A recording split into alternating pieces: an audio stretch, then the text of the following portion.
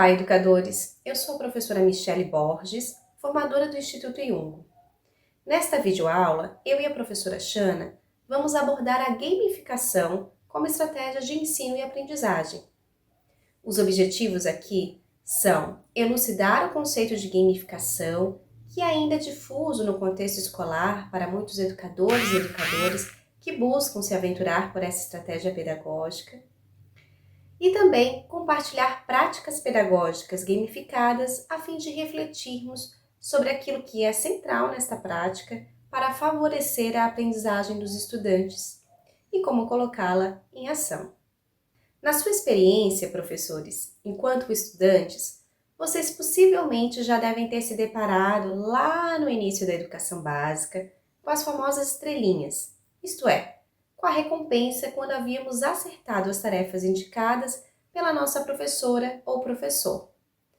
Muito provavelmente também vivenciou os ditados de palavras, isto é, quando a professora ou o professor solicitava a soletração de determinadas palavras que iam se tornando cada vez mais difíceis à medida que íamos avançando. Tanto no primeiro caso como no segundo, a professora ou o professor estavam usando elementos de jogos em suas aulas, ou seja, recompensa e níveis adaptados às habilidades dos usuários. Portanto, embora a palavra gamificação tenha sido utilizada pela primeira vez em 2010, de acordo aí com Fadel, Umbrecht e demais colaboradores, a gamificação não é algo novo na educação. Então, o que mudou de lá para cá? Por que esse termo se popularizou? Um dos pontos é que as mudanças pedagógicas das últimas décadas têm impulsionado o ensino e uma aprendizagem que rompe com a tradição da transmissão e memorização de conteúdos, priorizando a participação ativa dos estudantes no processo de aprendizagem e o desenvolvimento de aprendizagens, habilidades e competências de ordem mais complexa, como a investigação, análise, experimentação e aplicação. E, portanto, as estratégias metodológicas também avançaram de modo a serem coerentes com essas pedagogias.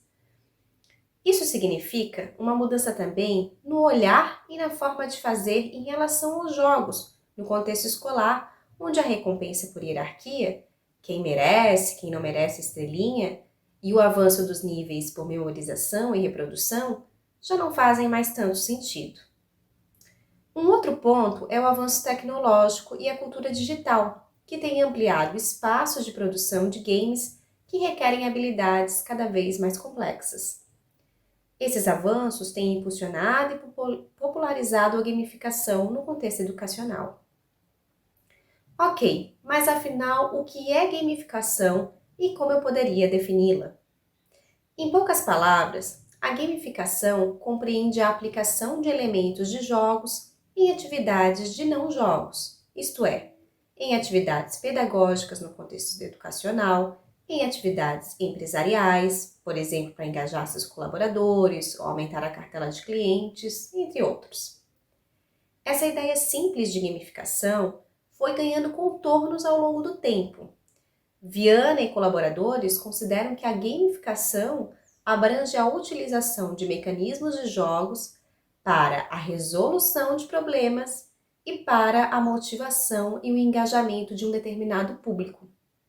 Para os autores, isso não significa necessariamente a participação em um jogo, mas a utilização dos elementos mais eficientes para reproduzir os mesmos benefícios alcançados com o ato de jogar. É nesse sentido que no processo de aprendizagem, a gamificação contribui tanto para a motivação e engajamento dos e das estudantes, como para o desenvolvimento cognitivo e socioemocional por meio da resolução de problemas. Mas por que razão os jogos implicam tanto na motivação e no engajamento dos estudantes? Zimmermann e Cunningham identificam que as pessoas são motivadas a jogar por 4 razões específicas, que podem se sobrepor ou não a essas razões. Para obterem o domínio de determinado assunto, para aliviarem o estresse, como forma de entretenimento e como meio de socialização. Além disso, os autores salientam 4 diferentes aspectos de diversão durante o ato de jogar: quando o jogador está competindo e busca a vitória, quando está imerso na exploração de um universo, quando a forma como o jogador se sente é alterada pelo jogo e quando o jogador se envolve com outros jogadores. Por fim, se quisermos pôr em prática a gamificação, 3 elementos são centrais a serem considerados em outros contextos de não jogo, como no contexto escolar, que são mecânicas, que compõem aí os elementos para o funcionamento do jogo e permitem as orientações nas ações do jogador, dinâmicas, que são as interações entre o jogador e as mecânicas do jogo, e estéticas, que dizem respeito às emoções do jogador durante a interação com o jogo.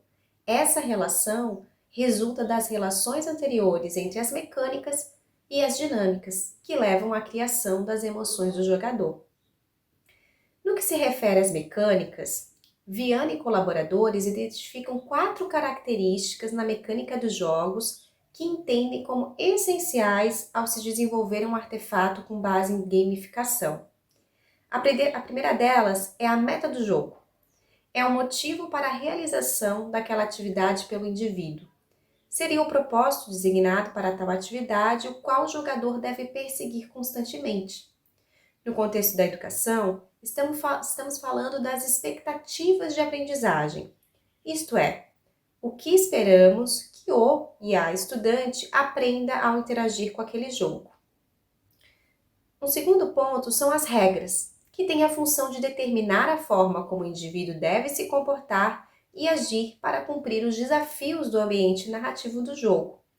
As regras favorecem a liberação da criatividade e do pensamento estratégico, uma vez que buscam ajustar o nível de complexidade do sujeito às atividades a serem realizadas. O terceiro é o sistema de feedbacks. É por onde o jogador se orienta sobre sua posição referente aos elementos que regulam a interação dentro do jogo. E por fim, o quarto é a participação voluntária, que estabelece que só haja real interação entre sujeito e jogo quando primeiro, o sujeito, está disposto a se relacionar com os elementos do segundo, o jogo. Para isso, o indivíduo deve aceitar a meta, as regras e os sistemas de feedbacks propostos pelo jogo. Nesse aspecto, a mediação docente é super importante para mobilizar a participação do estudante para que haja real aprendizagem, visto que nem sempre é espontânea a participação voluntária. É necessário diálogos, uma caminhada de interação com jovens para que isso se torne a acontecer. Bem, agora que já descobrimos o que é gamificação, vamos ver no próximo bloco algumas práticas de gamificação no contexto escolar. Olá, professor! Olá, professora! Eu sou a professora Chanaline, formadora do Instituto Iungo e professora na rede pública e privada de Santa Catarina.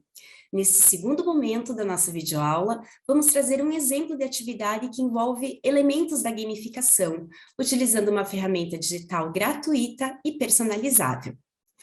Quando você era criança, você já brincou de caça ao tesouro? Eu gosto muito dessas brincadeiras, desses jogos, onde eu preciso desvendar pistas, desvendar mistérios e encontrar um tesouro escondido. Agora imagine que essas pistas são enigmas que estão relacionados com os conhecimentos desenvolvidos pelo seu componente curricular. Consegue imaginar? Bom, essa foi a forma que eu encontrei de fazer os meus estudantes de primeira série de ensino médio pesquisarem sobre aspectos relacionados à astroquímica. Só para contextualizar, a astronomia já era um assunto que alguns professores de física abordavam no ensino médio, mas com a Base Nacional Comum Curricular, a astronomia passou a ser uma temática, uma unidade curricular da área de ciências da natureza. Então, deve ser trabalhada de forma integrada em física, química e biologia. Como professora de química, então, eu escolhi, foi uma escolha, né? Eu escolhi trabalhar conceitos de partículas subatômicas, elementos químicos, reações nucleares, compostos orgânicos e inorgânicos, partindo dessa perspectiva da astronomia, né? Mais especificamente da astroquímica. É uma temática que é bastante complexa, né? Envolve uma nomenclatura própria da área das ciências da natureza, uma nomenclatura própria da química. Então, antes de iniciar as atividades, eu fui realizar um diagnóstico com os estudantes, para entender o que eles já sabiam sobre o assunto. Nesse diagnóstico, eu identifiquei que esse assunto gerava muito interesse nos estudantes, né? Mas que o entendimento dos conceitos relacionados à astroquímica era bastante variado, né? Haviam estudantes que utilizavam as nomenclaturas próprias da química de uma forma bastante natural, né? Alguns até conheciam conceitos como espectrometria, comprimento de onda, né? Através de vídeos que eles acessam no YouTube. E nas mesmas turmas haviam estudantes que não tinham acesso a esse conhecimento, não tinham a mesma intimidade com o assunto.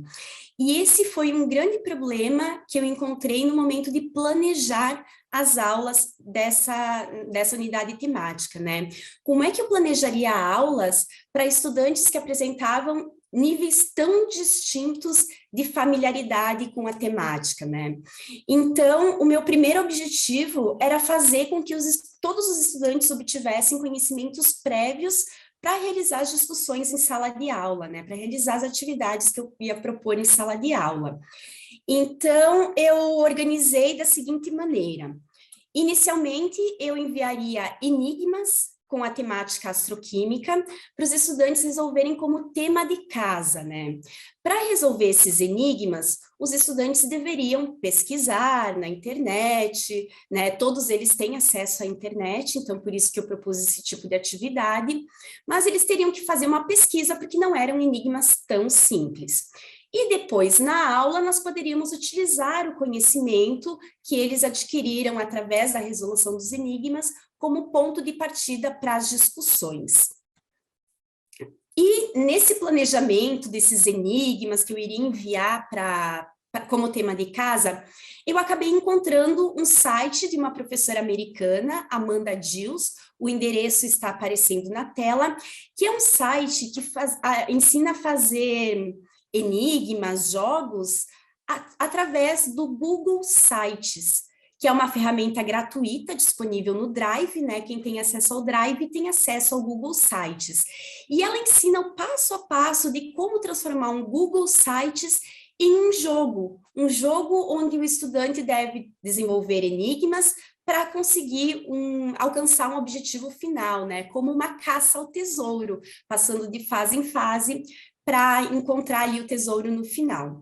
E então eu decidi montar um enigma de astroquímica, né, que tivesse ali a pesquisa dos estudantes, essa parte de interesse, mas em formato de jogo. E assim surgiu o jogo Enigma Astroquímica.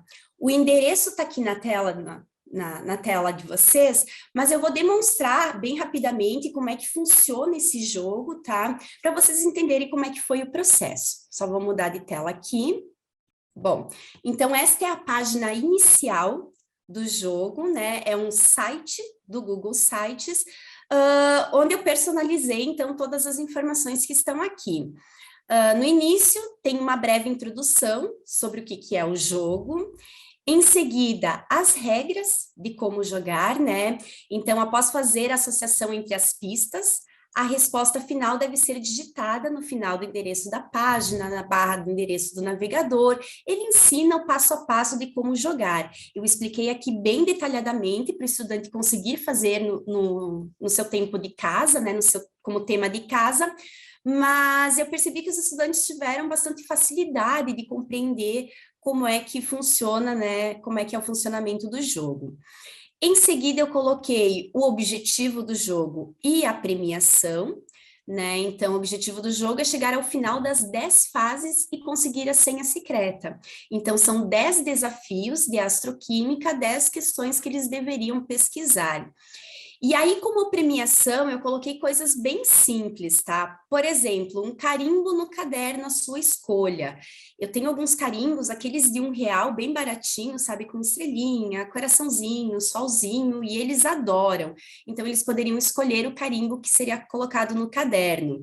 Também poderiam escolher a equipe de trabalho na próxima aula, né? Algumas vezes eu escolho quem serão os integrantes de cada equipe. Então, nessa próxima aula, eles teriam essa vantagem de escolher os integrantes do seu time para compor os trabalhos. E não deixei de colocar no final, né, que uma das premiações é o conhecimento necessário para avançar no entendimento do nosso universo. Eu nunca deixo de falar para eles, de deixar bem claro, né, que apesar de ser um jogo, apesar da gente se divertir, né, nesse processo, um dos prêmios adquiridos é sempre o conhecimento, né.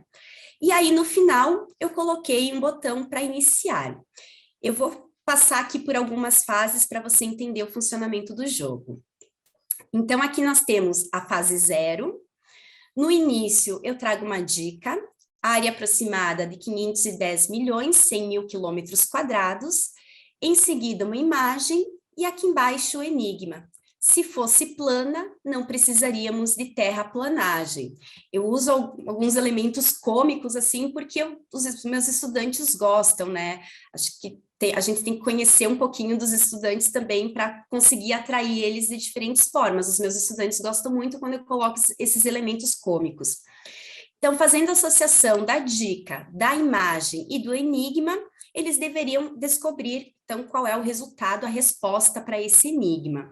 Eu considero esse enigma de baixa complexidade, né? Pela imagem já dá para ter uma noção da resposta, mas se o estudante digitar no Google 510 milhões, 100 mil quilômetros quadrados, ele vai encontrar que é a área aproximada da Terra. Então, a resposta é Terra. Ele vai vir aqui na barra de navegação, apagar, onde diz escreva sua resposta aqui, apagar essa última parte, digitar o número da fase, que é 0, e a sua resposta, Terra. Dando um Enter, ele avança para a fase seguinte se estiver correto. Se estiver errado, vamos fazer uma simulação aqui. Diâmetro aproximado de 100 mil anos-luz, uma imagem, Estrada do Leite. A resposta seria a Via Láctea. Mas vamos supor que o estudante erre e na fase 1 ele coloque como resposta caderno. Vai aparecer uma página de erro, né, informando que essa página não existe, e ele precisa voltar para tentar realizar uma nova tentativa, né? O estudante pode realizar quantas tentativas ele quiser, e acho que esse é um mecanismo interessante do jogo, né? É o estudante poder tentar novamente sempre que errar. E como ele não sabe qual será o próximo desafio, a tendência é que ele tente mais vezes, né, mesmo por curiosidade de saber qual é o próximo desafio. Eu vou avançar aqui mais algumas fases. Via Láctea. Fase 2 é o hidrogênio. Fase 3, fusão nuclear. Aqui na fase 4, ó, as fases elas vão aumentando o nível de complexidade, né? Então, na fase 4 tem uma dica que não diz muita coisa para o estudante, né? Chapecó não tem praia, mas temos o Rio Uruguai. Tá a fim de surfar? Não diz muita coisa. Aqui a gente tem uma imagem de um espectro aqui de comprimento de onda, mas o estudante não tem esse conhecimento ainda, né? É justamente esse conhecimento que a gente vai desenvolver lá nas aulas de química. Então, a imagem sozinha também não vai ajudar. Mas aí tem o enigma, ó. Como as moléculas são reconhecidas no universo.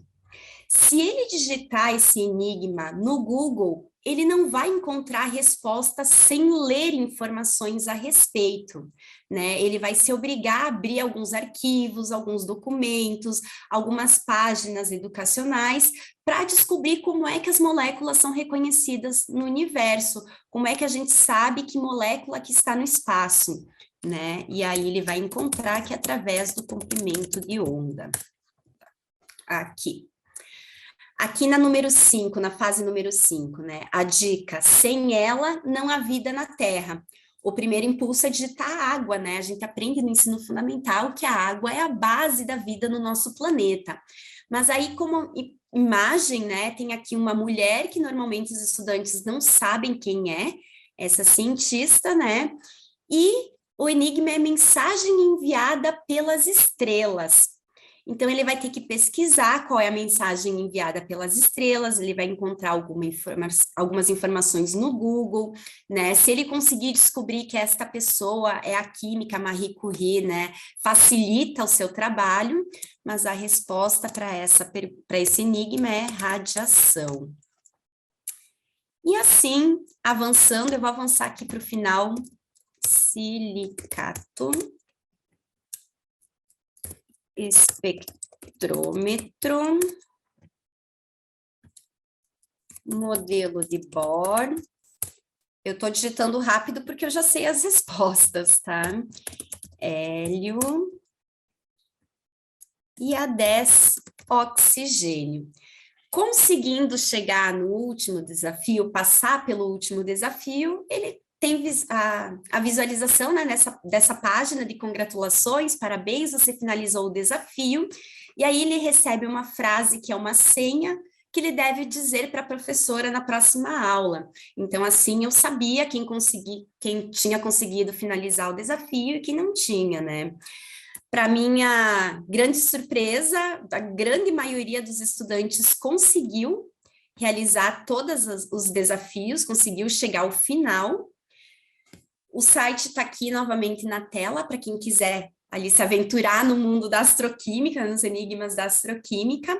Mas então, como eu havia falado, né, para minha grande surpresa, a maioria dos estudantes conseguiu finalizar todos os desafios, né? Houve um engajamento muito grande. Depois eu conversei com alguns estudantes para entender como foi o processo para eles, e eles comentaram que o fato de não saberem qual era a próxima fase, qual era o próximo enigma, se era muito difícil, muito fácil, isso provocou engajamento, né? Isso fez com que eles quisessem chegar ao final, né, para ver qual era o próximo passo. Então, eles foram movidos pela curiosidade.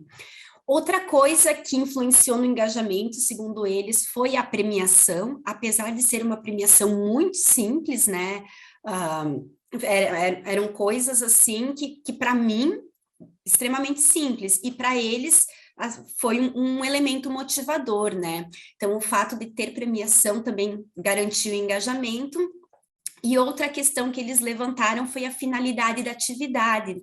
O fato de eu dizer que a próxima aula seria baseada nesses enigmas fez com que eles, né, eles se vissem obrigados a tentar diversas vezes, a tentar finalizar ou avançar até a próxima fase para ter esse conhecimento para a próxima aula. Outra percepção que eu tive foi a questão do alcance, né? Quase todos os estudantes conseguiram finalizar. Os estudantes que não conseguiram finalizar foi por algum problema técnico, não foi especificamente problema de buscar conhecimento, de buscar informação. Foi um problema técnico ali, ou estava sem celular, o celular quebrou, algo do tipo, sabe? Mas todos os estudantes que tentaram realizar ali conseguiram e se engajaram. A terceira percepção que eu trago é quanto ao objetivo da atividade, né? O objetivo era fazer os estudantes pesquisarem informações para utilizar depois na sala de aula, ter um conhecimento prévio, básico, de nomenclatura, de conceitos, de coisas que a gente poderia aproveitar depois nas discussões das aulas. E eu considero que esse objetivo foi sim atingido, né? Até porque o decorrer das atividades se deu de uma forma assim muito interessante, muito bacana de ser realizada pelas informações que eles trouxeram para a sala de aula. E a última percepção que eu trago é com relação à leveza desse conteúdo, né? Como eu comentei no início, é um conteúdo bastante complexo, uma nomenclatura nova, né? Os estudantes estão entrando no ensino médio, a primeira vez que tem a disciplina de química, o componente de química, né? De forma isolada. Então, para um assunto tão complexo, essa atividade trouxe uma leveza que depois se estendeu pelas aulas, né? Como os estudantes já tinham acesso àquelas nomenclaturas, tudo se tornou muito mais leve. Trago agora aqui algumas dicas para quem pretende utilizar alguma atividade desse tipo, né? Alguma atividade com enigmas, com perguntinhas, para os estudantes realizarem em casa. A primeira dica que eu trago é: mantenha o foco no planejamento. se eu não tivesse planejado toda a sequência didática, do início ao fim, talvez eu não saberia quais enigmas trazer, né? O que esperar de cada um dos enigmas, de cada uma das fases, né? Então, quando eu olhei para o meu planejamento como um todo, eu sabia exatamente o que perguntar ou o que o estudante deveria pesquisar para facilitar depois as atividades da aula, para facilitar as atividades presenciais. Então, manter o foco no planejamento, não iniciar pensando, ai, que jogo que eu vou propor, que enigma que eu vou propor. Inicia planejando e depois você vai conseguir enxergar em qual tempo a gamificação vai te ajudar, em qual conteúdo, em qual habilidade a gamificação vai te ajudar. A segunda dica é faça o melhor com as ferramentas que você possui. Essa atividade se encaixou para o meu contexto escolar, onde os estudantes, a sua maioria, têm acesso, né, à internet em casa, a computador, a celular. Se os estudantes não tivessem acesso, talvez fosse mais interessante fazer um jogo de tabuleiro, né, onde eles tivessem que pesquisar, ou fazer uma caça ao tesouro na escola, presencialmente, com os enigmas espalhados pela escola, e os estudantes tivessem que ir para a biblioteca pesquisar, né? Então, a gente tem que adaptar conforme a nossa realidade. E isso não significa não fazer, né? Mas significa encontrar meios de trabalhar com o material que a gente dispõe. E a terceira dica é não ter medo de errar, né? Quando a gente fala de gamificar uma aula, gamificar uma atividade, muitas vezes a gente fica com receio dos resultados que a gente vai obter.